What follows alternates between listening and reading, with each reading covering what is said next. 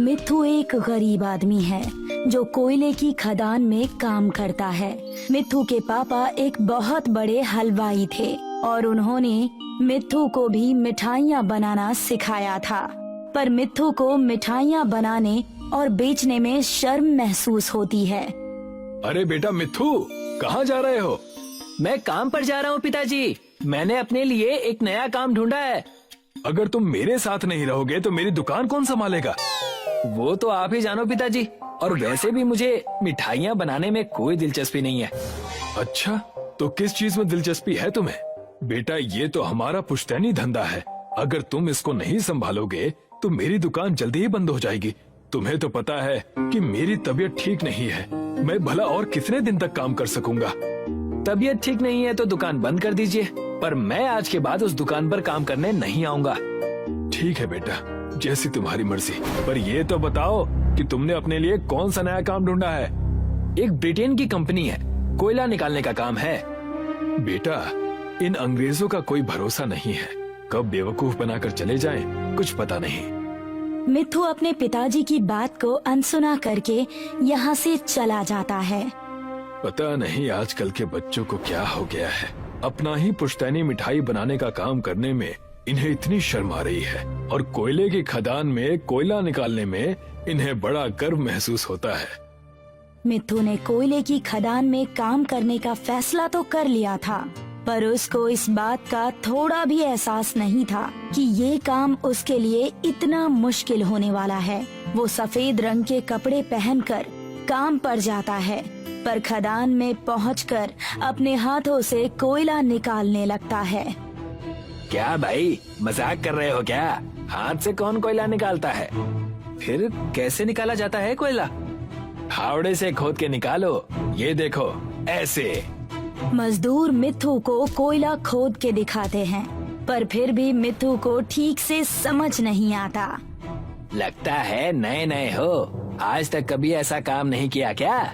नहीं भाई, आज पहली बार कर रहा हूँ। आज तक अपने पिताजी की दुकान पर काम करता था। मिट्ठू फावड़े से कोयला निकालने लगता है, पर कुछ देर काम करने के बाद वो बहुत थक जाता है और उसके सफेद कपड़े भी काले पड़ जाते हैं। शाम तक काम करते करते उसके हाथों में छाले पड़ जाते हैं, पर वो इस बात का पता किसी को नहीं चलने देता है और घर आकर बिना खाना खाए सोने चला जाता है। उठ जाओ बेटा, ये लो, खाना खा लो।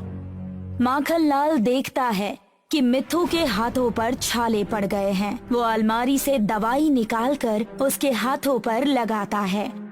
अभी भी मान जाओ बेटा, वो काम तुम्हारे बस का नहीं है। कल से छोड़ दो वो काम और मेरे साथ दुकान पर आ जाओ।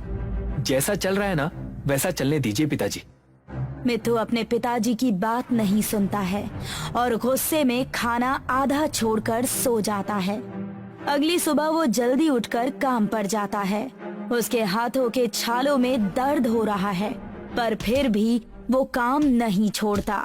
इसी तरह काम करते करते महीना बीत जाता है और जब तनख्वाह मिलने की तारीख आती है तो मालिक शहर छोड़कर भाग जाता है। अरे हम तो लुट गए।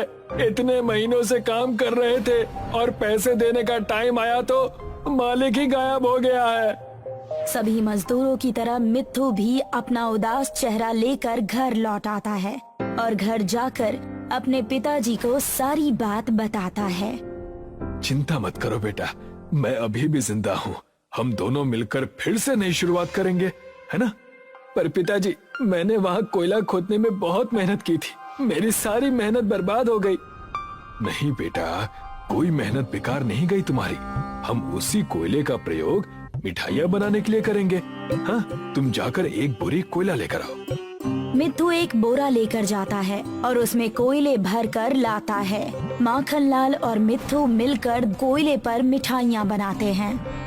पिताजी, हमारे आसपास बहुत सारी मिठाइयों की दुकानें हैं, तो लोग हमारी दुकान से मिठाइयाँ क्यों खरीदेंगे? बेटा, सभी लोग मिठाइयाँ बनाने के लिए रसायनों और केमिकल का प्रयोग करते हैं, पर हम तो शुद्ध मिठाई बनाते हैं और बाकी के हलवाई बिजली से चलने वाली मशीन से मिठाई बनाते हैं। जबकि हम लोग कोयले की आंच पर अपने हाथों से मिठाई बनाते हैं। जब लोगों को ये बात पता चलेगी तो लोग जरूर हमसे मिठाइयाँ खरीदेंगे। अब मिट्ठू भी अपने पिताजी के साथ मन लगाकर काम करने लगता है और ये दोनों मिलकर कोयले पर शुद्ध देसी मिठाइयाँ बनाने लगते हैं। देखते ही देखते इनकी मेहनत रंग लाती है और लोगों को मिट्ठू की कोयले की बर्फी के बारे में पता चलता है, तो बहुत से लोग कोयले की बर्फी खरीदने इनकी दुकान पर आते हैं। अरे बेटा मिट्ठू, 1 किलो कोयले की बर्फी देना। अरे काका, आपको तो शुगर की बीमारी है ना, आप इतना मीठा खाएंगे तो बीमारी बढ़ जाएगी। मैंने पहली बार कोई दुकानदार देखा है जो सच बोलकर अपनी चीज को खाने से रोक रहा है। काका, मैं तो आपकी सेहत के लिए कह रहा था। उसकी चिंता मत करो बेटा, मुझे खुद डॉक्टर ने कहा है कि अगर मीठा खाने का मन करे तो कोयले की आंच पर बनी बर्फी ही खाना, उससे कोई नुकसान नहीं होगा, वो पूरी तरह से शुद्ध है। खुद डॉक्टर साहब तुम्हारे कोयले की आंच पर बनी बर्फी की तारीफ करते हैं। अच्छा, तो ये बात है काका, मुझे तो पता ही नहीं था। ये लीजिए, आज मेरी तरफ से बर्फी खाइए। मिट्ठू काका को अपने हाथों से बनाई हुई कोयले की बर्फी खिलाता है और 1 किलो उनको बांध कर देता है। देखते ही देखते पूरे शहर में मिट्ठू की कोयले की बर्फी की डिमांड बढ़ने लगती है। मुझे माफ कर दीजिए पिताजी, आज तक मुझे मिठाई बनाने में शर्म महसूस होती थी और आज इसी काम से मेरी अच्छी आमदनी हो रही है। कोई बात नहीं बेटा, देर सवेर ही सही तुम्हारी आंख तो खुल गई। अब मन लगाकर अपना काम करो और एक बात हमेशा याद रखना कि ग्राहक भगवान का रूप होता है, उसके साथ कभी धोखा मत करना और अपनी मिठाइयों की गुणवत्ता कभी कम मत होने देना। ठीक है पिताजी, मैं ऐसा ही करूँगा। समय के साथ मिट्ठू के मिठाइयों का बिजनेस भी बढ़ने लगा और ये देखकर एक जलनखोर मिठाई वाले ने कोयले कंपनी के मालिक के पास जाकर बताया कि मिट्ठू कोयले की खदान से कोयले निकालता है। कोयला मालिक ने मिट्ठू के खिलाफ पुलिस में कंप्लेंट कर दी, पर मिट्ठू ने बड़ी ही समझदारी से पुलिस इंस्पेक्टर को सारी बात बताई। इंस्पेक्टर साहब, हम लोगों ने इनके लिए महीनों तक काम किया और जब पैसे देने की नौबत आई तब ये लोग भाग खड़े हुए। इन्होंने कई गरीब मजदूरों के पैसे खाए हैं। अच्छा, तो ये है सच? खुद गरीब मजदूरों का पैसा हड़पते हो और फिर उन पर ही चोरी का इल्जाम लगाते हो। चुपचाप सभी मजदूरों की तनख्वाह दे दो, नहीं तो जेल के अंदर डाल दूंगा। जेल जाने के डर से कोयला कंपनी का मालिक सभी मजदूरों की तनख्वाह दे देता है, इसलिए सभी मजदूर मिट्ठू को धन्यवाद करते हैं। कोई बात नहीं भाइयों, ये तो मेरा फर्ज था। आज के बाद किसी को भी कोयले की खदान में काम करने की जरूरत नहीं है। अब से सभी लोग मेरी मिठाई की दुकान पर काम करेंगे और मैं सबको अच्छे पैसे दूंगा। मिट्ठू सभी मजदूरों को अपनी दुकान पर काम पर रखता है और सभी लोग मन लगाकर काम करते हैं। कुछ ही समय में मिट्ठू पूरे शहर में कोयले बर्फी वाले के नाम से फेमस हो जाता है। एक बहुत ही खूबसूरत गांव था, जहां के खेतों में हमेशा फसलें लहराया करती थीं। इन्हीं में से एक फसल शंभू की थी। शंभू 3 महीनों तक कड़ी मेहनत करता, तब जाके उसके खेत में फसल लहराया करती थी। जब खेत जोतने का समय नजदीक होता तो शंभू बहुत खुश हुआ करता था अपनी फसलों को देखकर। देखो भाग्यवान, हमारी फसल बिल्कुल सोने जैसी दिख रही है। सोने जैसी दिख रही है, लेकिन सोना नहीं है। तुम्हारा तो हमेशा ही मुंह चढ़ा रहता है, कभी फसल को देखकर खुश भी हुआ करो। जब आप खेत से सोना उगाएंगे ना, तब मैं जरूर खुश होंगी। आप जो कुछ भी उगाते हो, उससे तो मुश्किल से हमारा घर चलता है। शादी के समय में कितने अरमान लेके आई थी कि मेरा पति मुझे गहनों से लाद देगा, लेकिन सब अरमान टूट गए। शंभू की पत्नी उसे हमेशा ताने मारा करती थी। कुछ महीने बीत गए और आज शंभू खेतों की जुताई कर रहा था। उसने अपनी कुदाल उठाई और जमीन पर मारी, तो उसकी कुदाल किसी चीज से टकराई। शंभू ने अपने हाथों से आसपास की मिट्टी हटाई और उसे वहाँ एक मिट्टी का घड़ा मिला। ये यहाँ कैसे आया? खैर कोई नहीं, इसे अपने साथ घर ले जाऊंगा। शंभू ने घड़े को बगल में रखा और वापस खेत जोतने लगा। सुबह से दोपहर तक मेहनत कर वो बहुत थक गया था। उसने अपनी कुदाल उस घड़े में डाली और उसी के पास पेड़ के नीचे सो गया। जब शंभू उठा तो वो हैरान हो गया, क्योंकि अब एक के बदले 3 कुदाल थी। ये बाकी के 2 कुदाल यहाँ किसने रखी? मेरे पास तो सिर्फ एक ही कुदाल थी। खैर जो भी हो अच्छा है, मैं इसे घर ले जाता हूँ। शंभू उस घड़े को घर ले गया। अरे भाग्यवान, आज तो गजब ही हो गया। मुझे ये घड़ा मिला और फिर मैंने इसमें अपनी कुदाल रखी और जब मैं नींद से उठा तो इसके अंदर एक की जगह 2 कुदाल थी। ये देखो, 3। जरूर ये कोई जादुई घड़ा है। क्या कुछ भी बोल रही हो? कभी तो मेरी बात मान लीजिए। चलिए इसे आजमाते हैं। और वो कैसे? मैं इसमें अपना ये कड़ा डाल रही हूँ, फिर देखते हैं। शांता ने उसमें अपने हाथ का कड़ा डाला और वो लोग दूसरे कमरे में चले गए। रात में अपने आप वो 1 से 3 हो गए और फिर जब सुबह शांता और शंभू ने घड़ा देखा तो मैं ना कहती थी कि ये घड़ा जादुई है। हाँ, ये तो सच में जादुई घड़ा है। हमारे तो भाग्य खुल गए। हम अमीर बन जाएंगे। मेरी शादी के सारे अरमान पूरे हो जाएंगे। हाँ भाग्यवान, पर थोड़ा आराम से। इस जादुई घड़े के बारे में किसी और को पता नहीं चलना चाहिए। मैं क्या मूर्ख हूँ जो ढिंढोरा पीटूंगी? ठीक है, अब मैं खेत जा रहा हूँ। शंभू अपने खेत चला गया और यहाँ शांता हर चीज को 1 से 3 बना रही थी। पहले उसने अपनी एक अच्छी साड़ी उस घड़े में डाली। कुछ ही देर में वो 3 साड़ियाँ हो चुकी थीं।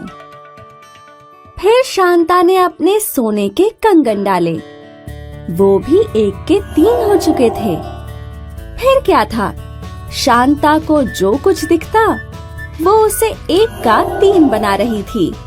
शाम होने पर जब शंभू घर आया तो वो अपने घर को देखकर हैरान रह गया।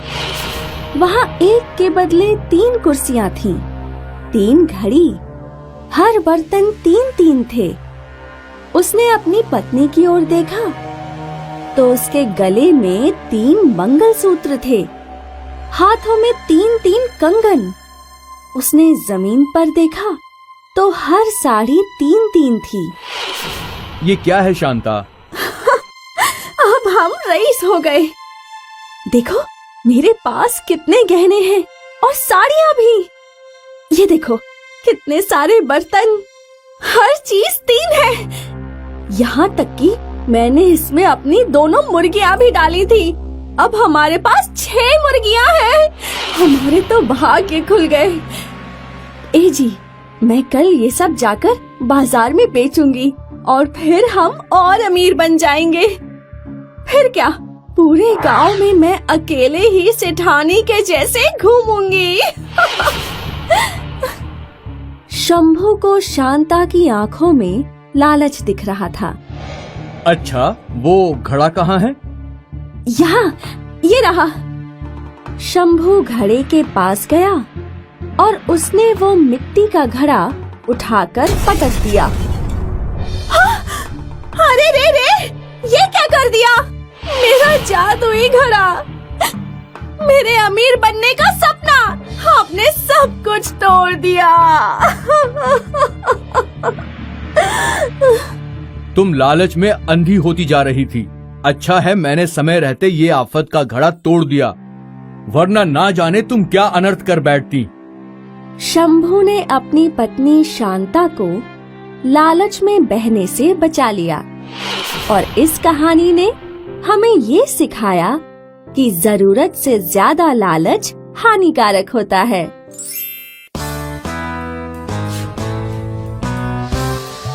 एक समय की बात है, बिरजू नाम का एक किसान था। बिरजू के खेत नहर से बहुत दूर थे। बिरजू को रोज 2 घड़ों में नहर से पानी भरकर खेत तक ले जाना पड़ता था। लेकिन बिरजू बहुत खुश था। उसे इस बात की तसल्ली थी कि नहर के पानी से उसके खेत हरे भरे तो थे। लेकिन बिरजू की पत्नी दीपा को हमेशा ये शिकायत रहती थी कि बिरजू को बहुत कष्ट उठाना पड़ता था। आप कितनी मेहनत करके इतनी दूर तक पानी लाकर इन खेतों को सींचते हैं। अब किसान हूँ तो खेती तो करनी पड़ेगी ना, और मैं तो इसी में संतुष्ट हूँ कि मेरे खेत हरे भरे हैं। आप जो भी बोले, लेकिन मुझे आपकी ये मजदूरी बिल्कुल नहीं पसंद। बिरजू फिर भी रोज घड़ों से पानी लाता गया। एक दिन की बात है, बिरजू ने घड़े उठाए और उसने देखा कि एक घड़े के ऊपरी हिस्से में एक छेद हो गया था। लेकिन वो देख बिरजू मुस्कुराया। बिरजू घड़े लेकर नहर पर गया और रोज की ही तरह उसने घड़ों में पानी भरा और उन्हें अपने कंधों पर लाद कर लौटने लगा। जो घड़ा फूटा हुआ था उस घड़े में से पानी चूने लगा, लेकिन बिरजू फिर भी नहीं रुका। वो खेतों तक पहुंचा और उसने देखा कि एक घड़ा तो भरा हुआ है पर एक आधा खाली है। बिरजू ने बचे हुए पानी से खेत सींचा। हर रोज बिरजू को 6 बार घड़ों से पानी लाना पड़ता था, लेकिन अब उसे 8 बार पानी लाना पड़ रहा था। ये देख उसकी पत्नी दीपा बोली, इस फूटे घड़े को फेंक क्यों नहीं देते? इससे तो सिर्फ आपकी मेहनत बढ़ ही रही है। तुम नहीं समझोगी इस फूटे घड़े का महत्व। वक्त आने पर तुम्हें जरूर बताऊंगा। बिरजू फिर भी अपने दोनों घड़ों से खेत को सींचने के लिए पानी लाता रहा। फूटे हुए घड़े की वजह से जो पानी चू रहा था, उससे रास्तों में फूलों के पौधे उगने लगे। ये देख बिरजू मुस्कुराया और जब वो वापस खेत लौटा, अब तो कम से कम एक नया घड़ा ले लीजिए। कब तक इस फूटे घड़े का इस्तेमाल करते रहोगे? चलो मैं तुम्हें इस फूटे घड़े की अहमियत बताता हूँ। बिरजू दीपा को उसी रास्ते ले गया। ये जो तुम्हारी दाईं ओर फूल के पौधे देख रही हो, वो उसी फूटे घड़े की बदौलत है। अगर उस फूटे घड़े से पानी ना छलकता तो ये फूल भी नहीं उगती, समझी? दीपा फूलों को देखने लगी और जैसे ही उसने एक फूल की पंखुड़ी छुई, वो फूल खिल गया और उसमें से एक नन्ही सी परी बाहर आई। बिरजू, तुम बिल्कुल सही थे कि हर चीज जैसी होती है वैसी ही उसे स्वीकार करनी चाहिए। तुम्हारे उस फूटे घड़े की वजह से मेरा जन्म हुआ है और इसीलिए मैं तुम्हें एक ऐसा कुआं देती हूँ जिसका पानी कभी खत्म नहीं होगा। शुक्रिया दीपा। नन्ही परी उड़ गई।